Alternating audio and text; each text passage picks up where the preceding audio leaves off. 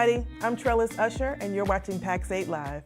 It's a great atmosphere and it's very cozy, despite the fact that there are 1,700 people around you. This is where we show you the future. You guys want to see the future? I'm really excited about bringing Beyond to Europe. I think the most important element that sets PAX 8 Beyond apart from other events is that we really place the MSP at the core of this event. It's all about the business of an MSP, and it just shows that PAX 8 really understand what partners need. So Beyond really focuses on 3 pillars: our education, our innovation, and our community. In Norway, we basically don't have any MSP community at all, so going to an event like this is super useful. I think it's going to be a phenomenal opportunity for everybody in the MSP community. And I think it's just going to be symbolic of PAX 8 just expanding across the globe, but honoring the regions and what makes them unique. I think what PAX 8 are doing for the partners is just unbelievable. You want a little more? Okay, because we're not done. Digital transformations are changing our view of what's possible, what we can accomplish, and how far we can go. In the PAX 8 marketplace of the future, AI helps illuminate new opportunities, and your whole portfolio is within reach. You can go to market faster, work more efficiently, and accelerate your success, all with an intuitive interface designed to scale as you scale. Infinite growth is possible in the new PAX 8 marketplace.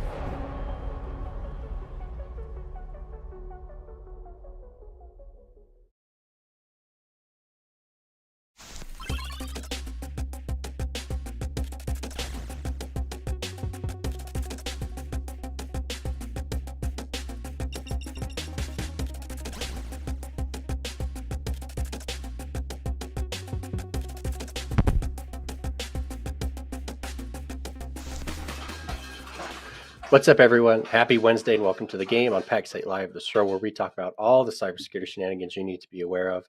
And we do have some shenanigans today, but we'll get into that in a second. Let's do some housekeeping. If you're going to interact with us, please do so on YouTube, and that should be PAX 8's YouTube. So youtube.com/PAX8Cloud.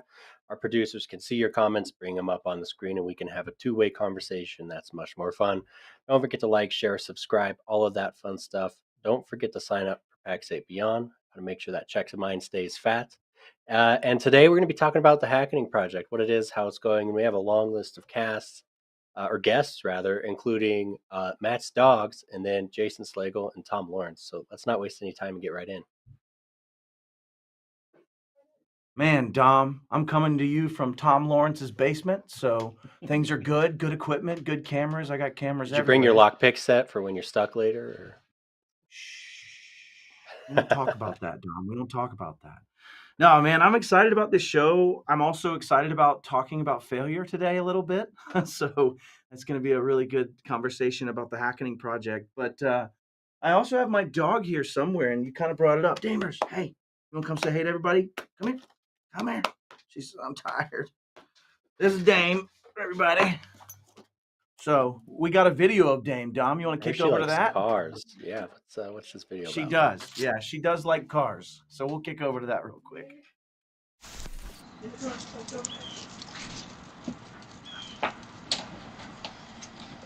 No, hey, Goobers. Guys.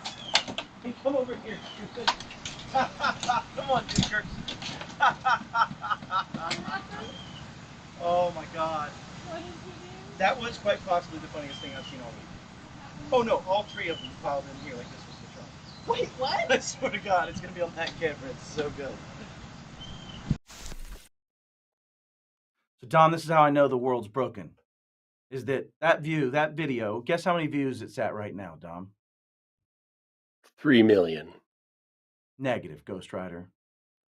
It's at least 17 million on one of the sites that reposted it. So it is telling me that I will never make that number from anything I do in cybersecurity. And all the world wants is dog videos, Dom. Just so need to have the dogs on the cybersecurity shows. I think we need to mesh. Maybe that would help. I mean, maybe are you like, you're kind of jumping the shark here because you're actually speaking about it as we're doing it, Dom. So if this is the end, it was great knowing you. But doggos on the show.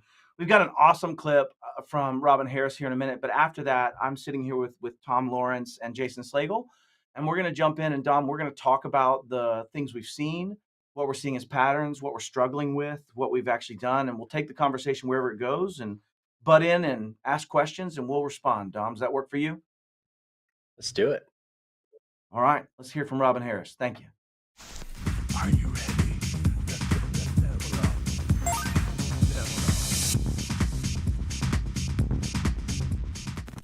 Well, we're coming into Q4, and we're starting out with October, which is Cybersecurity Awareness Month.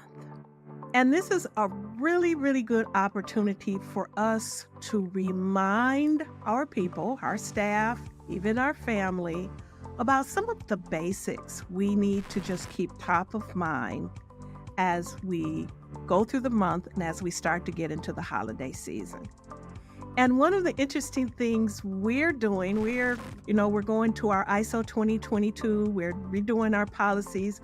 We decided that policies are such an exciting topic. We needed to add a little spice to it. So we're gamifying our rollout. We're doing an awareness campaign. It should be a lot of fun. And we're going to incentivize staff to really go all in and play full out while they're learning about cybersecurity, our new policies, the new ISO standards, and it really positions the policies in a better light, because I don't know if you've ever read a typical security policy. It's not something people are going to be really excited about diving into, but we really need people to do that. There are some basic things like acceptable use, data classification, remote working. There are things we need people to be conscious of and aware of and comply with. And it's hard to get people to comply with things they've never even looked at or internalized. So I'm going to encourage you to think about how you can make the month a campaign to really level up your team's cyber awareness posture. Be creative, be innovative, and think about incentivizing, do some gift cards, do some swag, do, the water bottles and all the cool things people like to have. And then going forward, the way things are going now, we're gonna have to stop just thinking about Cybersecurity Month. We're gonna have to really start thinking about operationally embedding awareness campaigns throughout the year, maybe on a quarterly cycle, just some little thing. Did you know? Do you remember how? Here's how you report an incident as we come into the holiday season. Here's the type of scams you need to be aware of. And it just needs to become operationalized, because, to be honest, 1 month out the year is not enough. So why don't you join us? And let's make Cybersecurity Month an exciting month to reboot those expectations about cybersecurity awareness. Time to level up. Level up.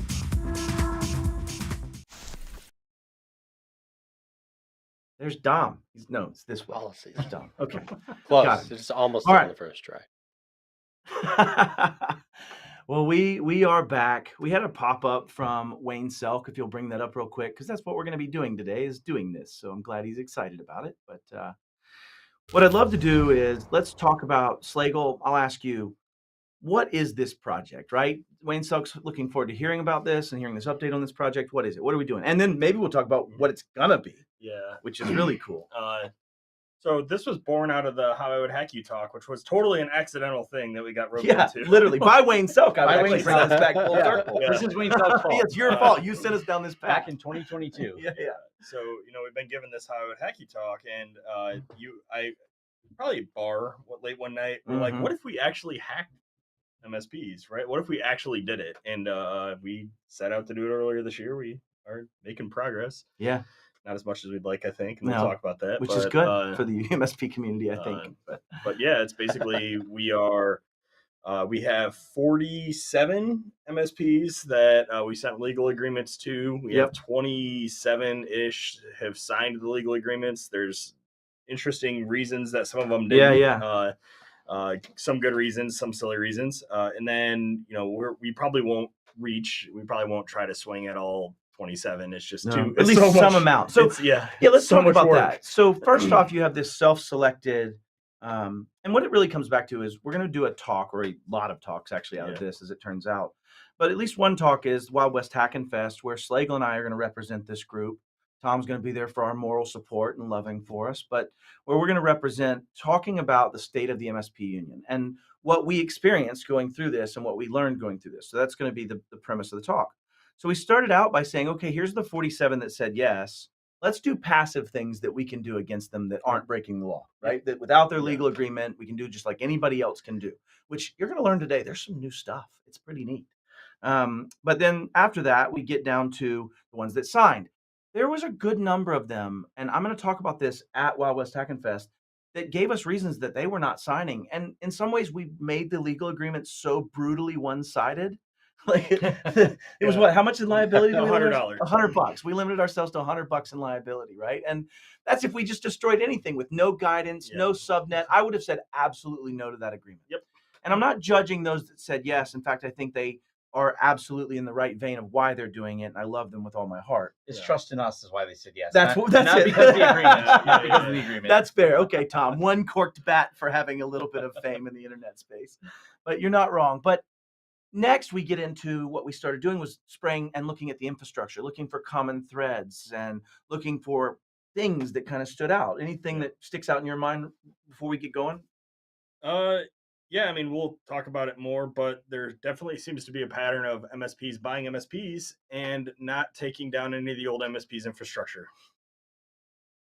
Yeah, no one thinks to just kind of leave all that hanging there. Yeah, and we did stay up too late. I don't think we've been to bed before 2 a.m. in the last 3 days working on this. So just so y'all know, we're probably running cybersecurity hours of sleep. Yeah. What's But if that? you take the cybersecurity out of that statement, is that infrastructure not costing them any money? Nobody is tracking. Just saying. Yeah. I mean, in leaving dev copies of sites up and running, there's a lot of really, really interesting findings. Nothing so far that we've overtly been able to pop. But I told you that. Which, yes, go with it. Just say it. Yeah. I mean, I told him Monday that, look, these probably are not going to be exploited this way. And the reason they're probably not going to be exploited this way is these are on the internet. And if they were poppable, they were already popped. Right. Yeah. So I had low hope that we were just gonna come out. Oh, found a 10. Let's go use it. And I will say, I spent 4 hours Monday. Yep. Don't laugh at me. That's not nice. I don't feel good in my heart when you do. But I spent 4 hours trying to knock over a Zyxel modem or a router that was on the front end, a gateway. And it just wasn't playing nice. It totally should have been susceptible to the attack. It absolutely should have. But it probably had something where I was missing something very critical in a very small, nuanced way. Yeah, I think the memory layout's different on the device you were attacking versus what the exploit is written for. Totally. And so you can go down rabbit holes, which is one of the things you wanted to cover today. Oh, yeah. I mean, you can go... There's every brand of rabbit hole, and as somebody with some ADHD, the rabbit holes are really hard. You get down a tool rabbit hole, right? So it's... You start doing this. We sat down on Monday morning. It started. We did a little bit Sunday evening after you got in, but we in earnest started Monday morning. And the first hour was just spent getting Kelly's up to date. Yep. Kelly's infrastructure build. Microsoft knocked over a domain. We had to deal with some of that stuff to get it back functional and get things up and running. And then, not to mention, we have put in about 200 hours probably combined of the infrastructure scanning, enumeration. And if you want to know more about that, Dom, we did a show on enumeration and some of that. What I do want to take a second and share my screen for here in a second is to share a technique that we found that kind of significantly changes that buy companies and roll them up. And we'll talk about that real quick. So there's methodologies out there for y'all that are not familiar with kind of how penetration testing happens. It's normally a billed hourly rate for X number of hours for an engagement. It's not saying we're guaranteed to win. It's not saying it's that we'll put this many hours into looking at your stuff. And in order to do that, to be more effective with those hours, these penetration testers build tools and techniques that they own.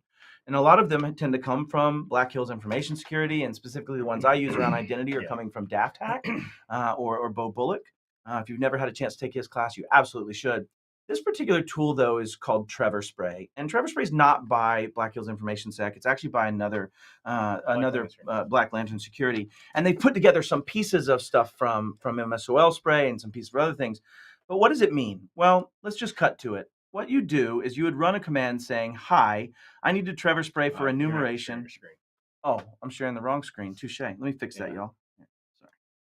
Maybe. See if I can fix Does this that quickly. command actually start with hi though? Because that's how all code should be. It does. You have to put in high space. That's the only way for it to run. Okay. Yeah, 100%. Okay, maybe I'm lying. I'm maybe lying. All right, let's see if I can change to a different type of screen share. Okay, window. All right. So this is one of our infrastructures that's up. The good news is I didn't expose my IP. But you guys, Control Plus? Control Plus that a couple times. With Shift? I'm just make the font size bigger. That works. Yeah. Okay, so this tool you're going to run and say, okay, I want to enumerate a domain. So you just give it a domain and ask it to enumerate. There's no credentials involved in this. This is just a tool that I'm running, and I'm just --recon pax8.com. It's going to go dig into text records that they can look at and enumerate. It's going to give me a lot of information much faster out of that. Token endpoints, if I wanted to spray passwords against it for my OAuth token endpoints. Ask me how I know. It's going to get into a bunch of stuff, but what I really want to call out is this. This is probably the most valuable thing that we found in the last week, right? Yeah. Like it has found another 400 or so devices for us to scan, at least in the first 10 minutes of doing this. It's enumerating all the domains you've chosen to add into Office 365. So I can find your Bamboon Clouds and your pax8.coms and your .uk and your infrastructural domains. And I think this is going to be one of those takeaways that I'll talk about later of why, go. No, there's another side effect if you acquire a company and haven't announced it yet and tie it to your Microsoft 365 domain, we can see it. Yeah. Yeah, and so we've taken these domains and now we're going into that same pattern, Dom, of enumerate, expand, scan, understand, right? Like what am I seeing, what's there? And I mean, that's pretty cool. Is that available in the OIDC configuration? Like where does that sit? It's not. I haven't actually parts looked at and the source. pieces, Dom. There's certain patternistic aspects that came from MSOL Spray's ability to find those endpoints, right? But there's also other pieces that seem to be enumerative in other ways. Actually, I'm not sure. I don't know. They're undocumented. That's pretty cool. APIs. yeah. Without authentication. Similar to the way you might validate a user by just checking. In fact, that's one of the other things it does really well. Trevor Spray also allows us to enumerate user existence with brute force methods. What we do, and I don't know if you want to speak towards the technique. It actually looks for their OneDrive link, right? So like it knows the pattern of the username in a domain name for their OneDrive, their shared drive, and it just goes out and checks for all of them. And it does it without attempting to log in, right? It does it without it doesn't really leave any logs that you could find. It's basically if it gets a 302, 200, or anything else, it assumes the account exists. If it gets a 404, it doesn't. And that's a really interesting, quick way to enumerate accounts that exist at a domain. We have, I would say, based on what we know about some of the company sizes, we have good success enumerating 50-60% just by using common first name, last name lists and creating the permutations and just checking against that, right? Like we've got very good. Yeah. And it's not findable because you're just seeing 404 if it doesn't exist. And if it exists, you're going to not authenticate and go down that path. You're just seeing if the site exists. And so there's not actually anything from a sign-in log perspective. It's really just enumeration. So what we've found is, I think overarchingly, MSPs actually seem to do a decent job of the infrastructure under their primary domains that they think about. Would you agree with that statement? Yes, that mostly patched, we found maybe 15 critical vulnerabilities across that core infrastructure? Yeah, it's probably 25, but something like that. How many of them are using secondary domains that are not their primary for infrastructure? Many of them. Yeah, I wouldn't say 30%, maybe as a guide. The bigger ones, almost all the bigger ones. Yeah. And I have a feeling that has to do I think it's an accident. We've only found one that uses a different UPN from their SMTP domain. Yes. Which is another piece, right? So we're doing a lot of these type of things, Dom. It's a great question. Like we're trying to get these stats of like how many are using Cloudflare tunnels, right? How many would you say have been using either Cloudflare or Fastly? A or small something? handful. Yeah. 20, 10%, 10, yeah. something low percentage. We'll know the real numbers when you come and see us at Wild West Hackin Fest and we actually do our presentation the day before. So we'll be good. But yeah, so those are the kind of thematic things. So go ahead, Dom. No, I was just giggling. Up front, I would say MSPs from an infrastructural perspective are doing a good job. I would also say the number of MSPs that are pure identity have literally surprised me, right? That are using mostly SaaS, that don't have a lot of infrastructure that they're running. They're using identity centric. It might still be AD, but they're extending into SaaS apps and hosted apps. They're not hosting as much, and then they're therefore not exposing as much. In that right? There's several of them that have no infrastructure that we were Yeah. that they seem to own that we were able to identify. Nestascan equals blank. Yeah, it's like I'm not gonna scan your hosted Screen Connect instance, right? Yeah, Like I yeah. don't want to make I might throw Jason passwords at it, Ferguson but angry. yeah. So yeah. Exactly. And so what we had to do, in fact, that goes back to it in our infrastructure, we did a lot of work just determining if this was sprayable or not, if we could do any vuln scan against it. I would also say I want to give a shout out to a former guest of ours that was on last week.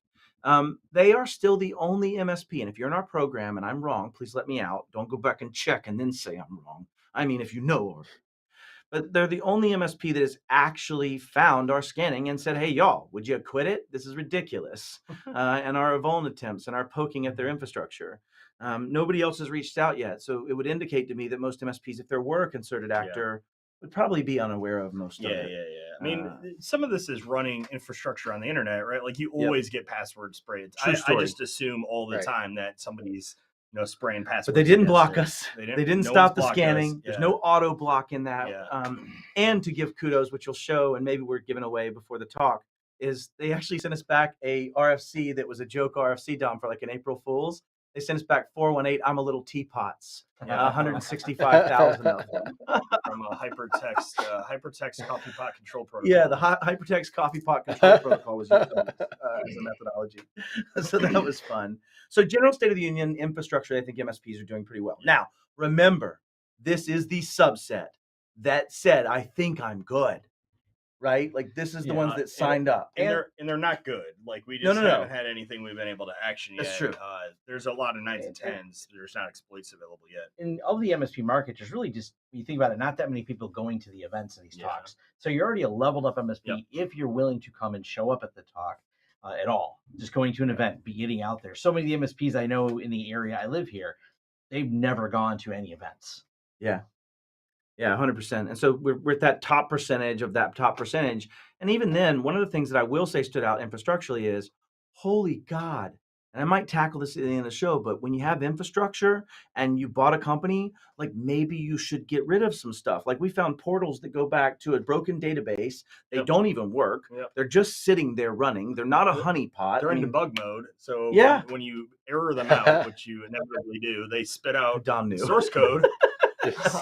All kinds of stack traces. It's using a PHP framework on the back end, and the PHP framework's in debug mode. So it's not great. But that's kind of common for the internet, I would say, not just MSPs. Yeah, MSPs are just part of that culture of setting up 10 million dev things and leaving them open. Yeah. But in this one specifically, the database isn't even functional. It would literally just take a smoke test to shut down some infrastructural attack surface. Like that's the point. This is the pets and cattle discussion. Like at some point you need to treat them like cattle and you need to get rid of them when they're not needed anymore. Well, the production site is still on that host, right? True story. Like you just need to shut the other vhost down. I can tell you what directory they're in. If you want to know, we will show you what to do in our findings. Which actually we should give some shout outs, right? PlexTrack has been awesome to give us some assistance. They loaned us an instance, so I want to shout out to them. PlexTrack, thank you. I also would say that Huntress has been amazing in this in helping us out with some things that we won't talk about right now. Black Hills Information Sec has been awesome in trying to give us some help down this road. So Finn, yeah. Oh man, But yes, we have some very interesting things coming to get more data and data set.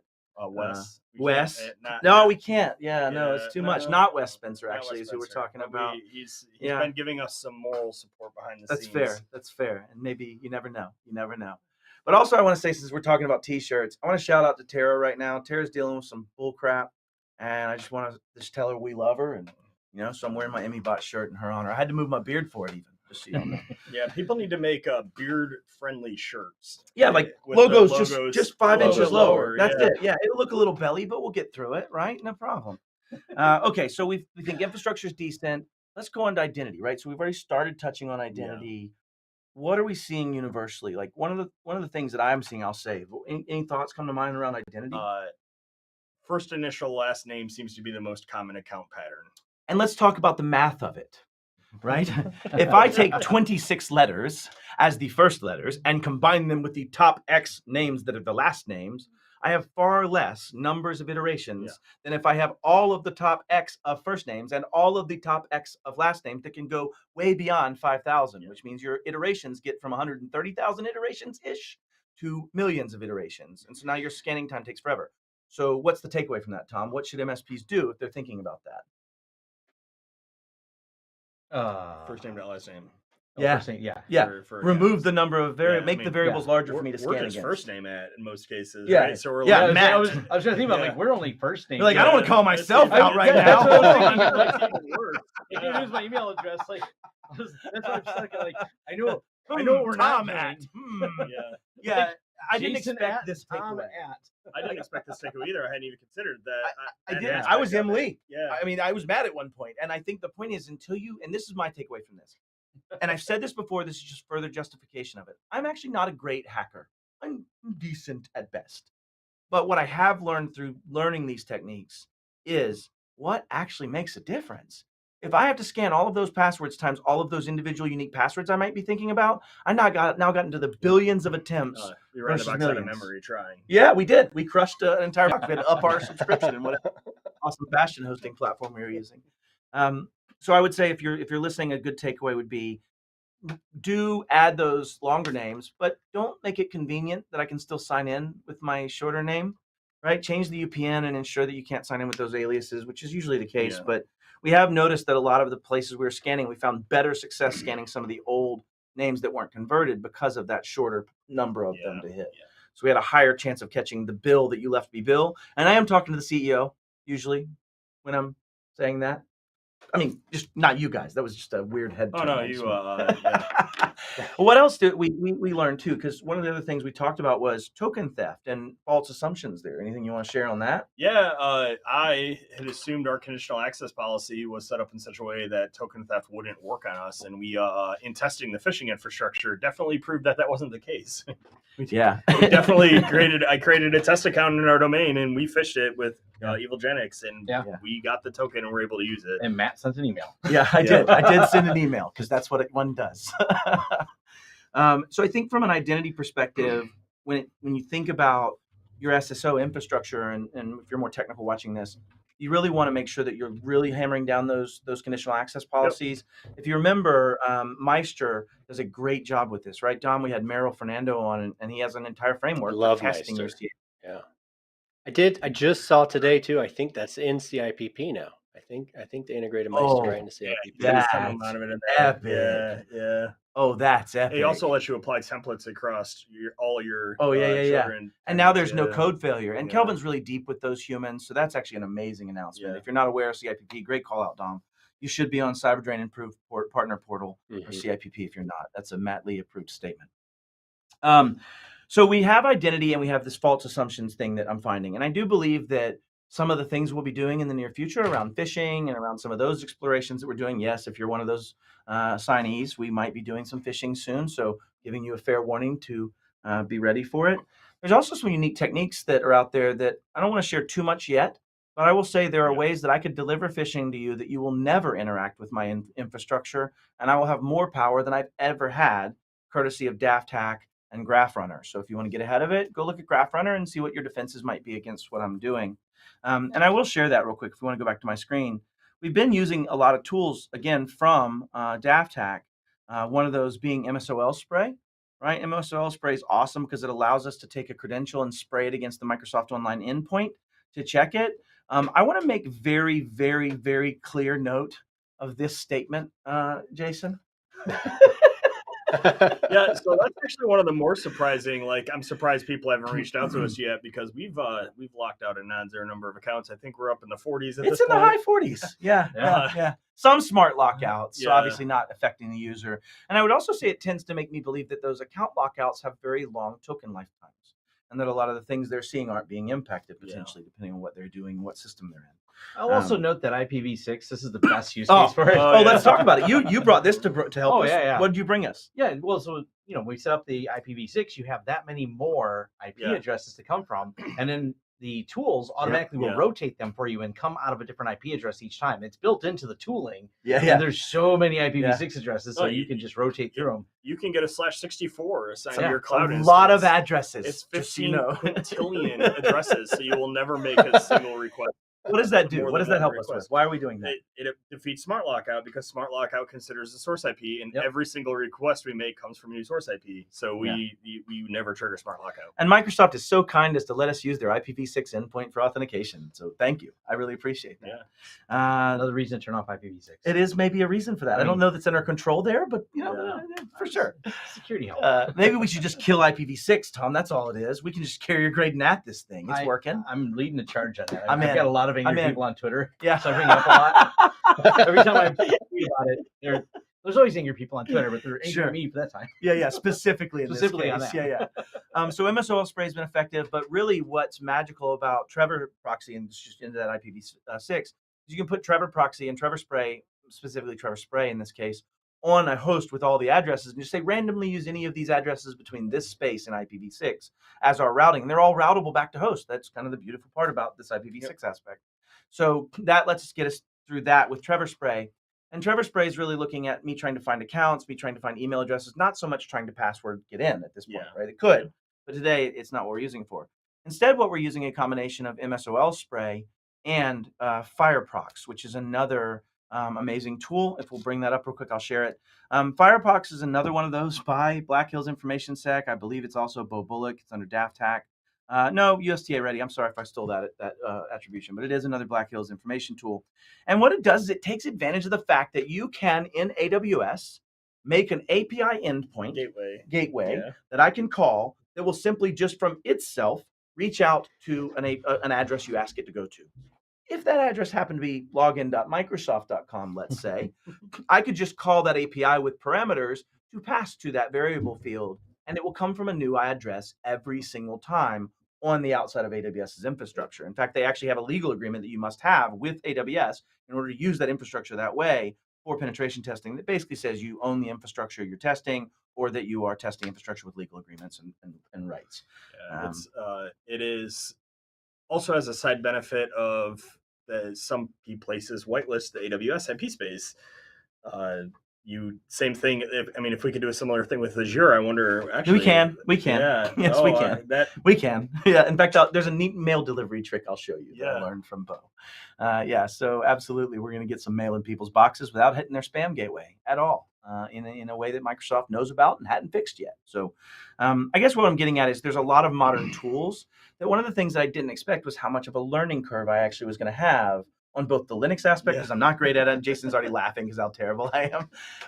And actually the using these tools in ways that are actual production. And you talk about this a lot, the difference between being a theorist and academic and being a tactician and a practitioner.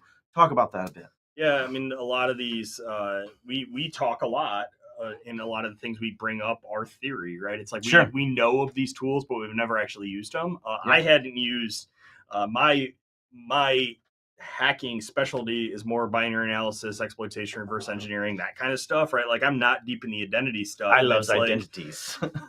The learning curve around these tools has been giant, but it gives me so much more appreciation for the work that the red team in community is doing and does, and two, about the inner workings of some of these things. Right? Like Trevor Spray and the Microsoft thing was it was very eye-opening. Yeah, and I'll say why. I use an auth domain that is separate from my mail domain, and I don't use mail on it. I had to bring it into Microsoft to make it function, but I don't use mail on it. I use it for the OAuth side of it, and guess what? Shows up. You can go find it and attack me.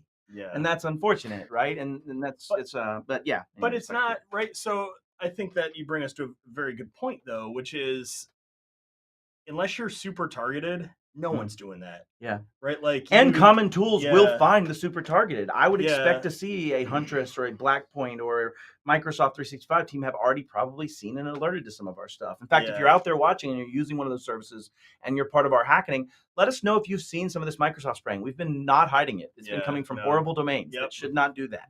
Yeah. So, like, Not even all of it is rotating IPs. We've Yeah. definitely boom, boom, boom, boom, boom, boom, boom. Hi, it's me. Oh man, what else? Obviously, there's the old go-to, and I'll bring this up because I'm familiar-ish with Metasploit. I've used it a lot in a lab environment, and this is another one of those things where it comes back to understanding how to use something in a lab environment is not the same as me finding a USG 1100 that has some slightly different mapped memory space than the USG 400 that this was tested on, right? And that impact. And that's been a lot of the things is that it's like, oh wow, we got a 10, and it's like, or a Yeah. 10, right? And it's Yeah. like, but there's no exploit available. Yep. Like we don't.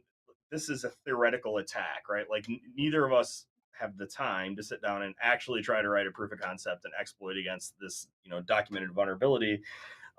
Or a lot of them require specific configurations that they're not running. Like we were that's talking the about big one. AJP, right? Like I'm like, oh no, they're not running AJP. It turns out they were. We just So haven't there found an is insertion something- point. there We're not is- done. Yeah, we're not. If they done. let me There's- upload a file, it's over. There's a thing. It's we, over. We have we likely will have a win. Yeah, we will get a win on that. But it's not.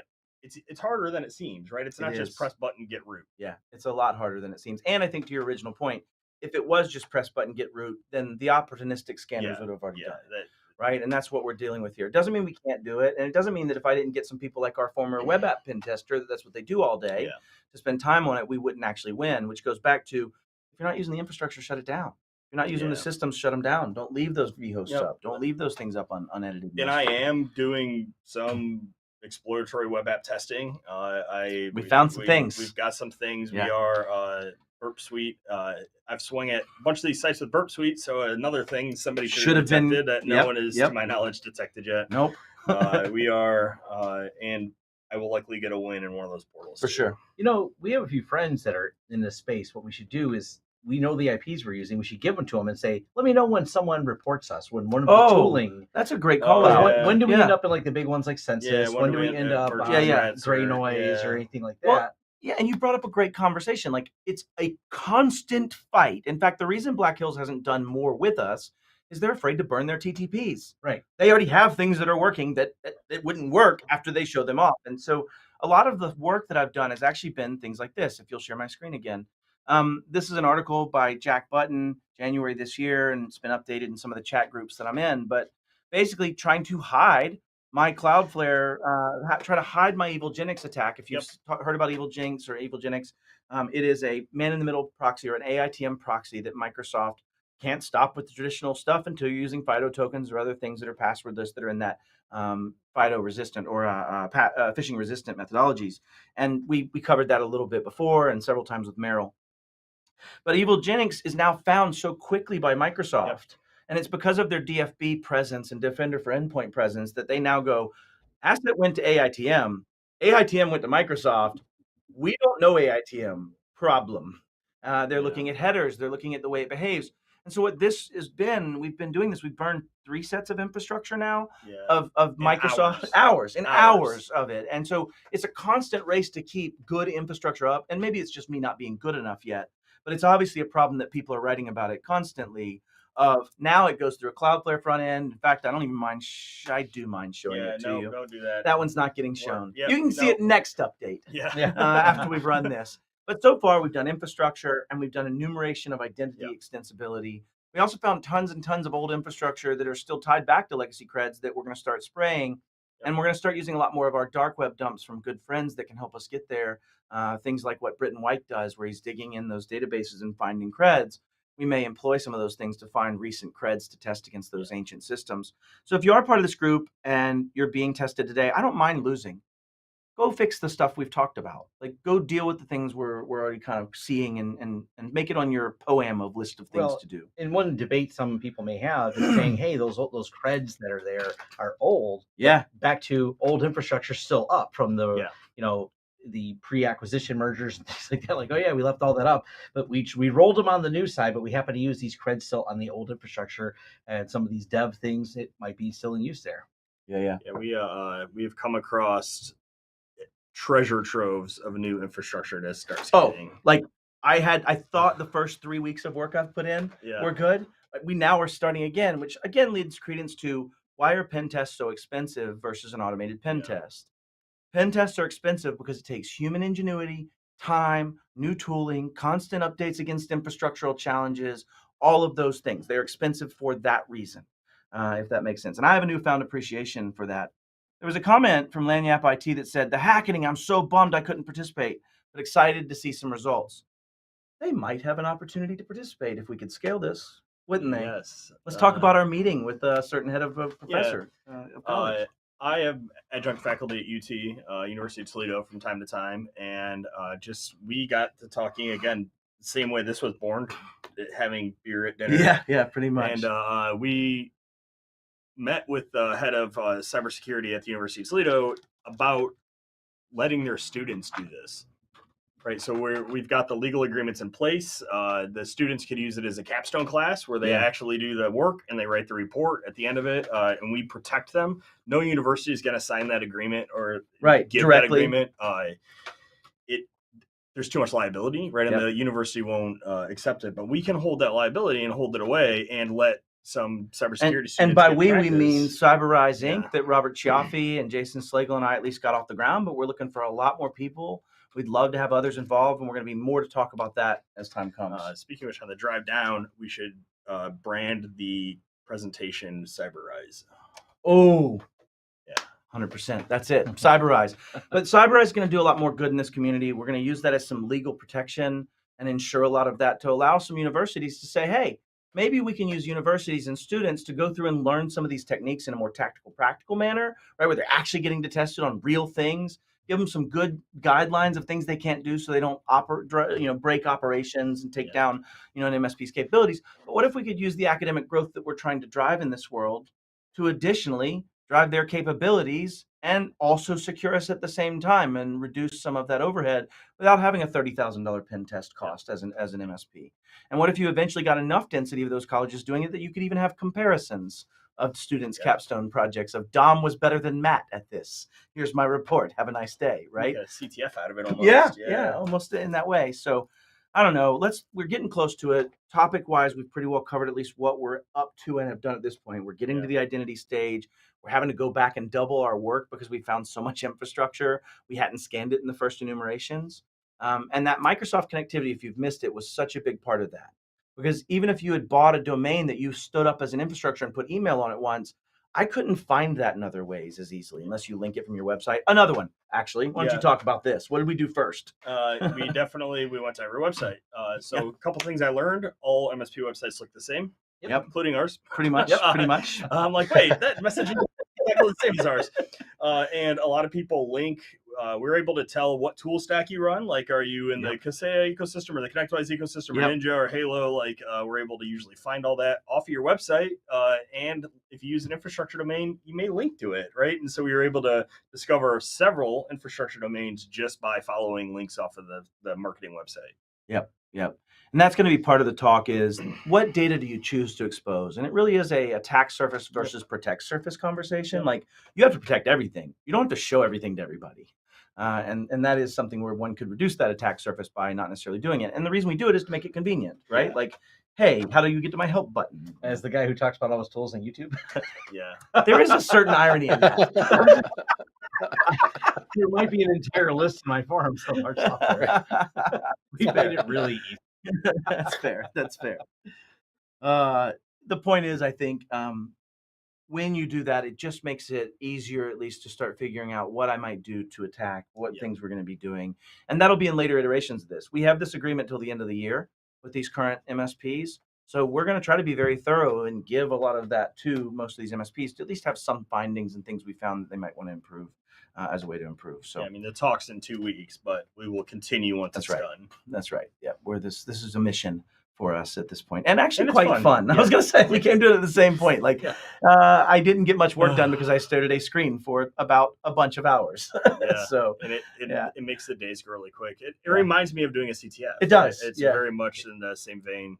I was kind of thinking too, because we're doing a talk on the merger that we did, and we should probably add some of that in there. We wound down infrastructure, and we killed off things that we didn't need. We killed off the email addresses, forwarded the ones that were relevant to where they needed to go, so there was continuity for customers. But yeah, there's not. I was going in my head like, there's not any hanging infrastructure. I don't think any of your infrastructure is running anymore. No, I turned it all off. Even invoicing, everything I had attached. We shut down ticketing, all that stuff. We just forwarded what we needed to. What drove that? We both think about these things. Yeah. Not just money, security, all of it, just the things. It was an active decision. Yeah. Yeah.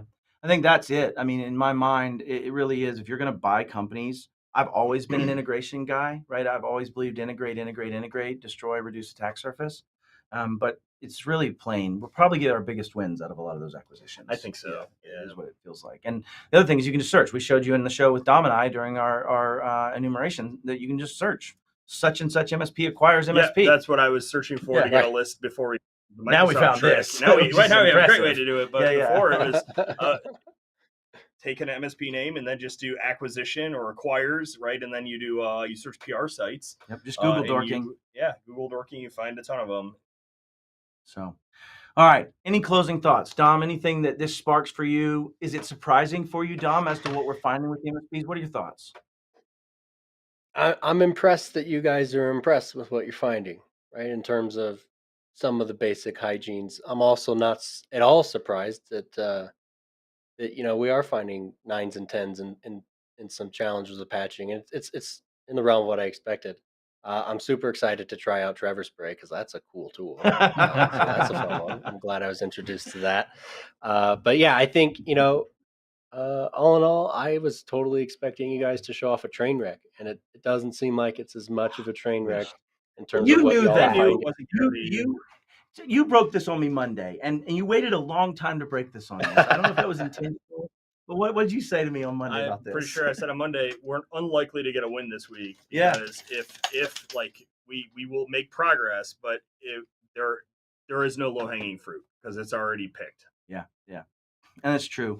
I did find a Unify controller that I think I can pop that was old enough. Not that 7, but an earlier one. Crashed. But it's an old cloud controller. Crashed. It's one of the old dongled cloud controllers, so it's half crashed. And I call him and ask him to reboot it for me, maybe do some pretensing. Well, it's probably someone's already. There's those automated bots. If it was vulnerable to something like it's already knocked over. And which we might, and maybe that's the worst thing we could find. I have a consulting thing. If you were looking at my emails, going back and forth, someone that's what happened. Oh, that's funny. Maybe we find some sort of like denial of service that crashes it and forces it to reboot, right? Like that. So this is the case where you might be able to chain a couple things together. There might be a denial of service that causes the device to reboot that we can act on it, and so we might be able to just force it to reboot. And it's old enough based on the versions of OS and Apache or Tomcat that are running that triggered us to this. So we'll probably find that, and if we can get it to boot and knock over, we'll get back. I'll actually, Dom, get to bring out an oldie but a goodie you and I've done together. You remember the Log4j Pwn kit chained together for access and escalation? A couple other vulnerabilities too, depending on some how cross-site old it is. scripting, some things. There's some actual. I think there's an actual RCE. We don't even have to use Log4j, depending on how old it is. Nice. Well, we're gonna find out. This has been pretty much our update. I guess what's that? I've already set up my Jindy infrastructure. Good old Bobby Jindy. Bobby Jindy. That's awesome. Any closing thoughts, Tom? Anything you have on your mind about the project? Anything that surprised you? I thought a little bit like you that they might find some, but I think we're going to find more wins in the phishing. 100%. Yeah. I mean, there's plenty of people that just can't resist. I almost clicked one the other day that was actually part of our training. Yeah. It was like, why is Jason sending me this?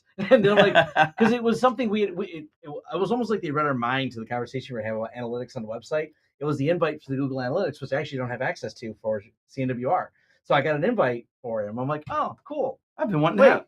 I didn't click it, but it was like, okay, that's a good one. It's how they got me finally. So Finn got me. We use Finn, and they got me because I had ordered something and was expecting it to ship, and I got a shop tracking link, and figured it was my tracking link. I was expecting it. Yeah, it came within an hour or two of me actually legitimately ordering something, and I have no doubt we'll get somebody to click something. We've got a couple of good templates we're trying to massage that I think are delivery methods. Yeah, they're going to be good. Of that nature. Maybe some really interesting attack surface we haven't talked about. So we'll see. And I think that's the fun part for me is I thought I was good at this before I started playing this game. I'm learning a lot of new things that I'm not good at, at least on a daily basis. So his Linux skills are coming along quite handily. I've learned Screen. I don't have to make 2 terminal windows now. I want to get them on Tmux. We're not there yet. We're not there yet. So if you're in the comments and you hate Tmux or Screen, start a fight. That's the best. That's my jam. And Vim. And yeah, Vim. Oh, I had to I'm help never. him. I had to walk I'm him never. through exiting No. Vim. I'm not. Not Vim. Yeah, no, thank you. I'm not exclamation point queuing ever again. I hope. I digress. I couldn't help you with Nano though. You're asking Nano questions. I got Me and Nano, Jason- bro. you I got stumped me and Nano. Jason with it. You're like, I don't know, it's Nano. It's not very powerful though. Control J is help. Yes. I would say what I'd love to as a call to action. Maybe we'll go. Dom, do you have any final thoughts of anything? I'm pretty good on at least what I'm thinking from this so far. If not, I'll ask us to close it out. Oh yeah, I think it's great, but I think you owe us a play of the day. I think I do. Let's cut over to play of the day, and we'll cut back to Dom. I'm cutting cameras, so I'm gonna look over here. All right.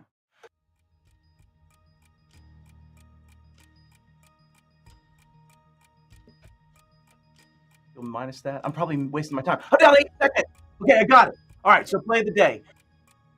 If you are not thinking about your own infrastructure like a threat actor, you are probably going to get in trouble for that. I think it is one of those things where the nuance of how we use cloud infrastructure, the nuance of how we expose things, the amount of threat activity, the amount of vulnerabilities that are happening, all of those things coming together at once. And if you're not thinking about it like a threat actor, you're probably not aware of your gap. When I watched Matt's looking at me and seeing that his token was stolen, and I was able to replay it, and I was able to join a device with that token and have full access as a machine in your environment, and oftentimes we live on these false beliefs of what we have because we actually don't know what's possible. And I think that's the biggest part for me, is be aware of Game over. All right, that's the play of the day. I think he barely squeezed it in. I'm going to give it to him, though. Just barely, though. Thanks so much for watching the show. We will see you next week, same time, same place. Don't forget to like, share, subscribe. And I should probably start promoting our security boot camp happening in November in Phoenix, because that's going to be a really cool show. So it's on pax8.com/events. Go check it out. If you can come to Phoenix, join us, and we'll see you next week.